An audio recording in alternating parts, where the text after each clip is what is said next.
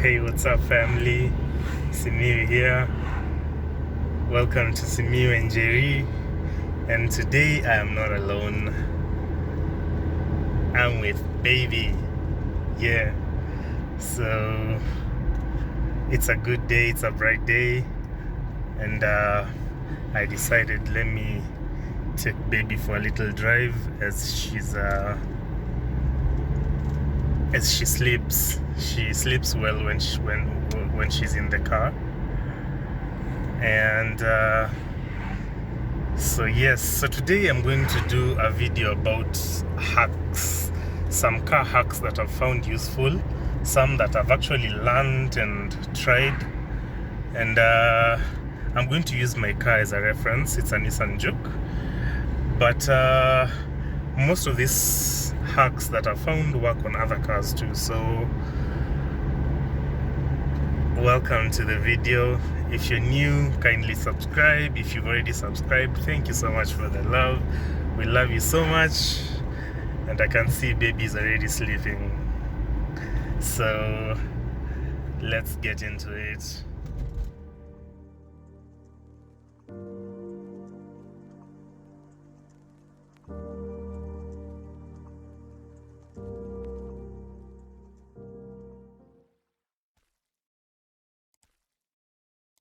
So guys, this is the intelligent key. Intelligent key, this is what it means. It means, first of all, this is a push to start kind of setup.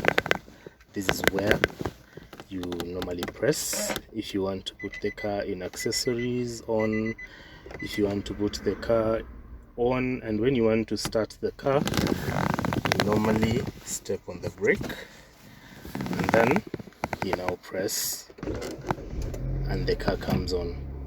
So if you want to put the car off, it's the same procedure. You just press it once and it goes off. So when the car is on, let me put it on again. When the car is on and I want to put it off, but not off completely, I want to have a few things like the accessories on but the engine to go off, you normally press it twice, so fast, like double tap. So if I do it like that, you can see the radio is still on. Alright, so let me put it off completely. So that's the intelligent key. And my car being pushed to start, this key comes with a secondary key, which I'm going to talk about, but this is not used to put on the car. In case this intelligent key, the battery dies, it has an NFC, a near field contact. So when it has no battery, what you do is you place it close to the push to start button, and then you now start the car. It will sense that this thing is close, but it has not been pressed, and it will keep flashing. As you can see, it is flashing like your key battery needs changing, so it'll just keep flashing. But it enables you to start the car even when your battery is low or it has no battery at all. So some cars have a place where once the battery dies, you can now use the key to start the car, not this one.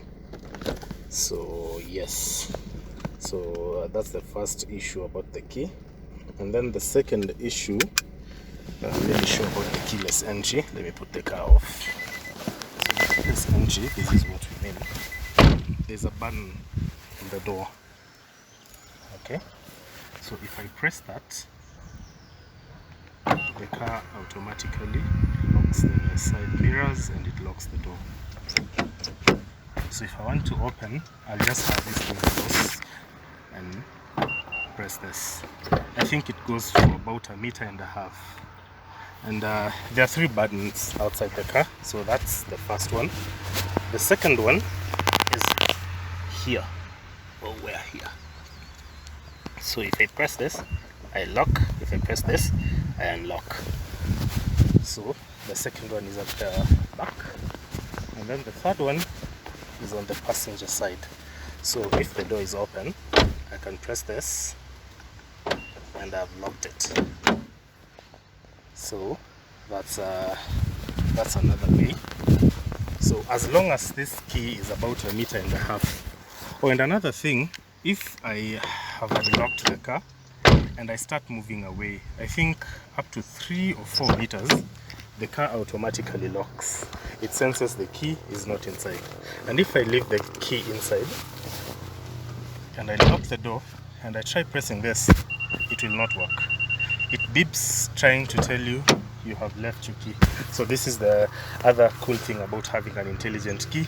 You will never lock your keys inside.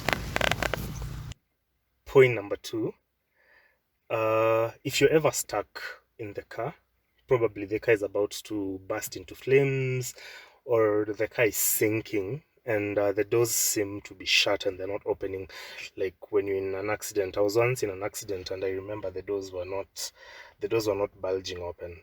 So if you're ever sinking, like you've gone over a bridge and your car is sinking, it is so hard to break the windows.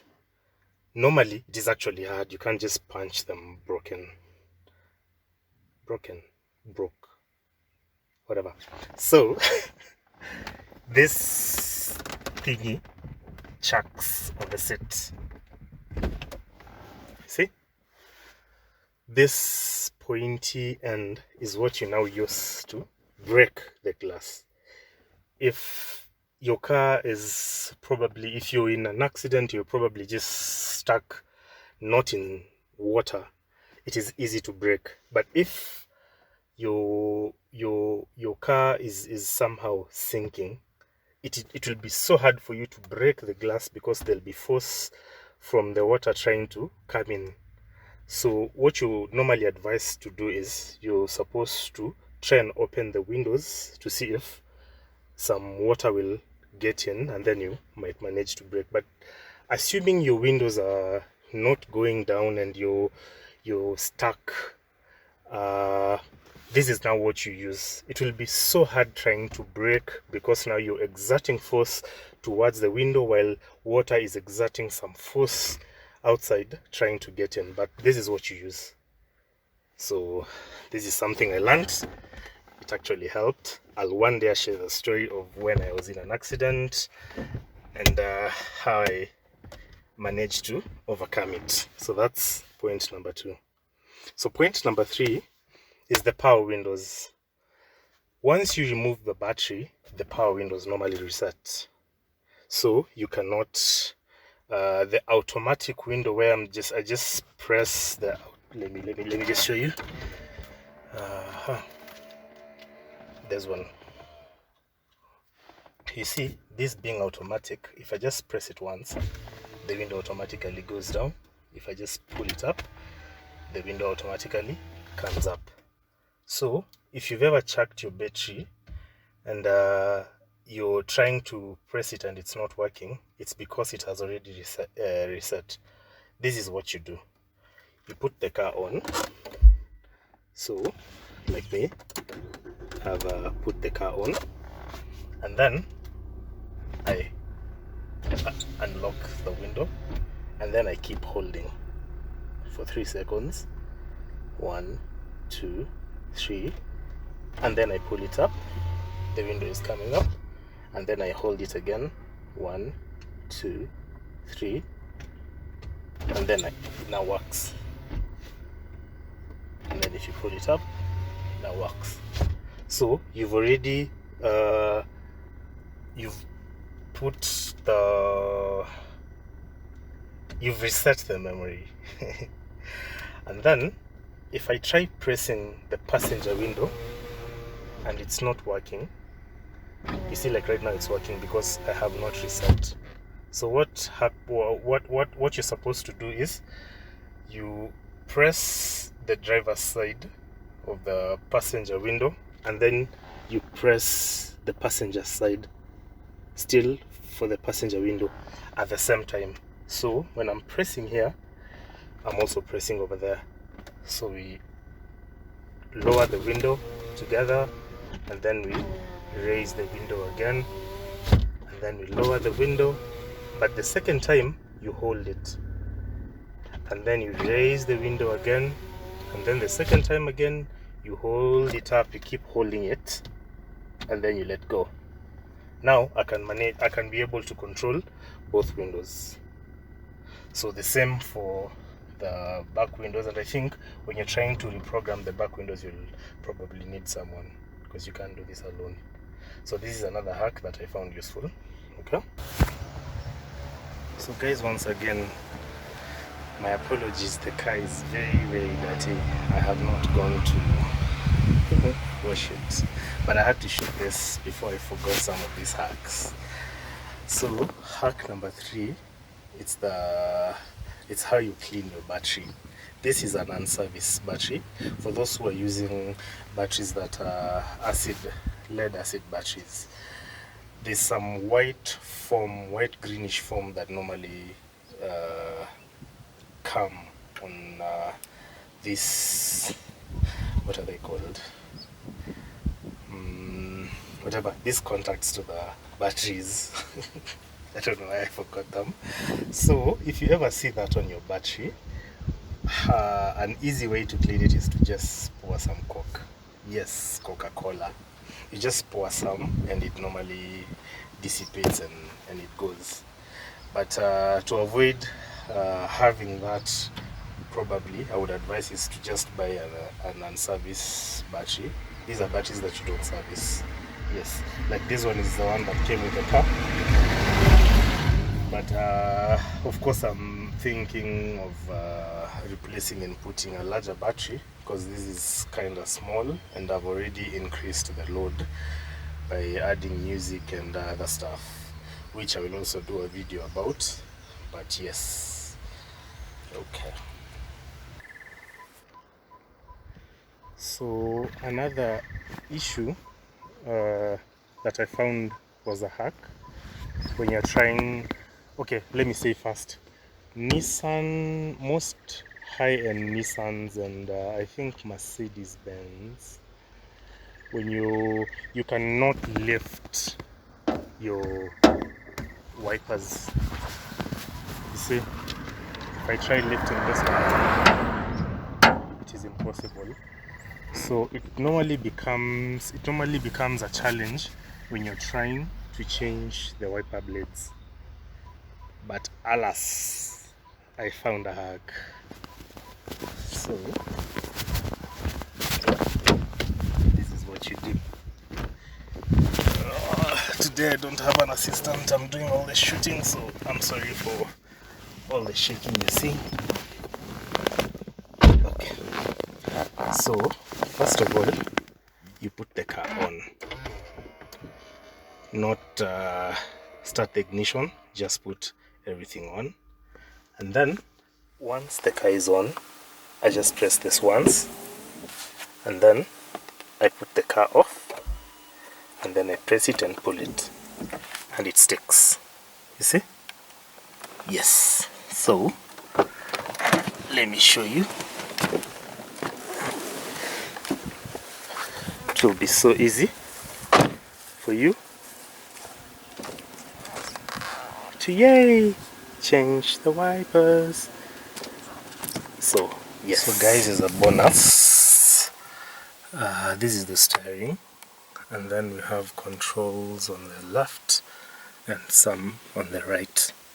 So for most Japanese imported cars, the one on the left controls the wipers and the wiper fluid and the wipers at the back, and the one on the left controls the indicator, lights, and fog lights also. So I've had a question by one of my subscribers. She was asking, how do I turn off the fog lights? She knows she has fog lights on her cars, but she does not know how to. So this is how you turn the fog lights on, this second switch. But if I do this, the fog lights still won't come on, because the fog lights are dependent on the parking light.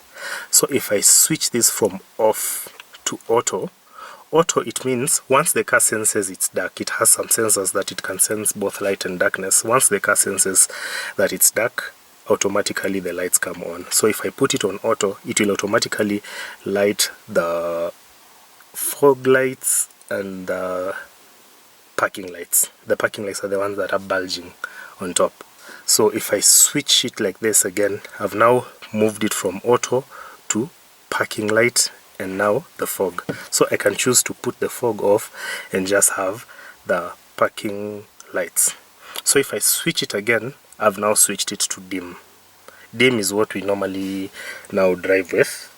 And then if I push it forward, I've now switched to full light. So full, dim, and then this is how you beep.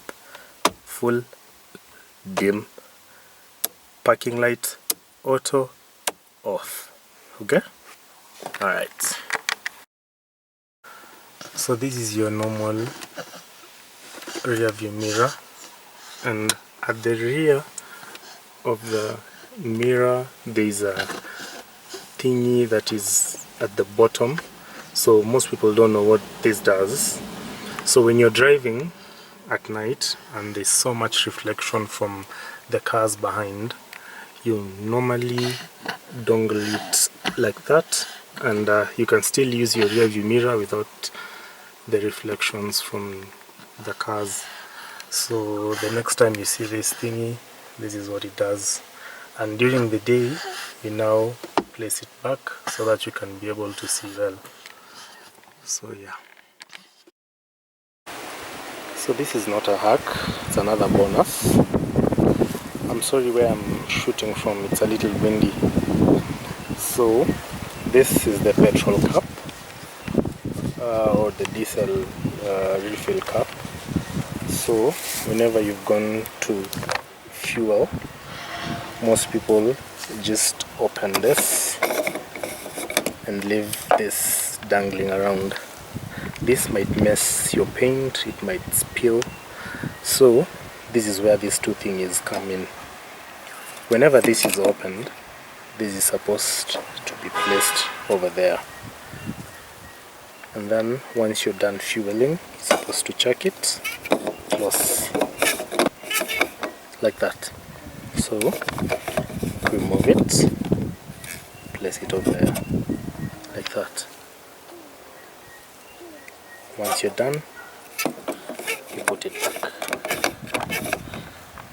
So this is what these two things on the petrol cap do.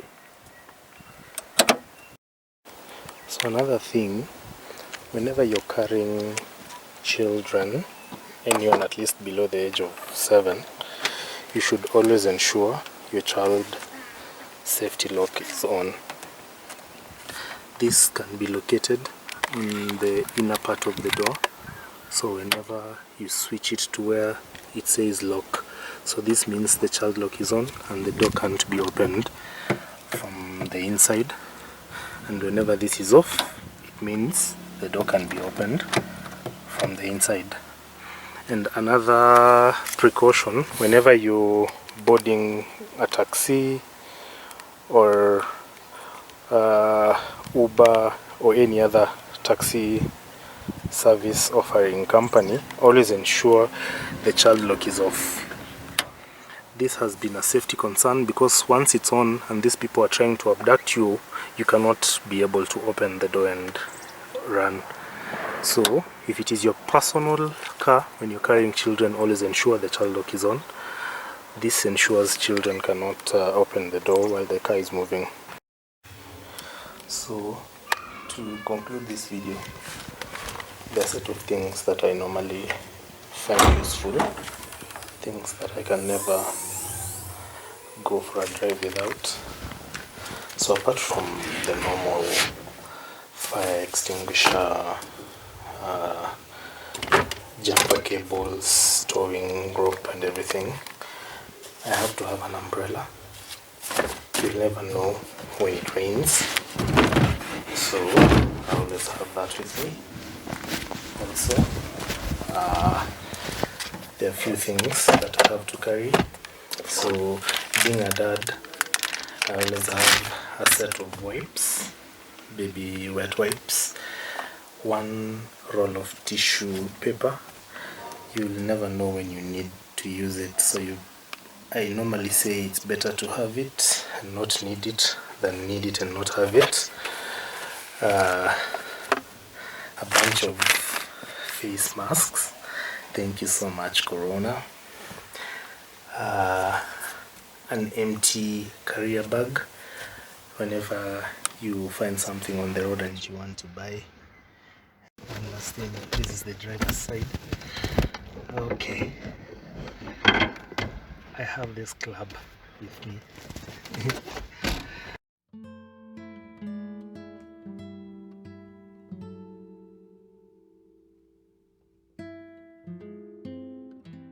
So guys, thank you so much for the support. I hope these few car hacks come in handy, like changing the wiper blades. It's something I discovered accidentally actually, and I was grateful because, man, changing the wiper blades when you can't move it. So I hope some of the things I've found out along the way help someone, and I'll do another video sometime in future for some other hacks that I find. And so we are thankful for the support, we are thankful for the few that have subscribed. And if you're watching this and you haven't subscribed, we really need your support. We're trying to get to now 200 subs, and we are almost there. So thank you so much for the support, thank you so much for the love. Ask, request, and I will try and do. So for me and from my family, we love you so much. Until next time, deuces.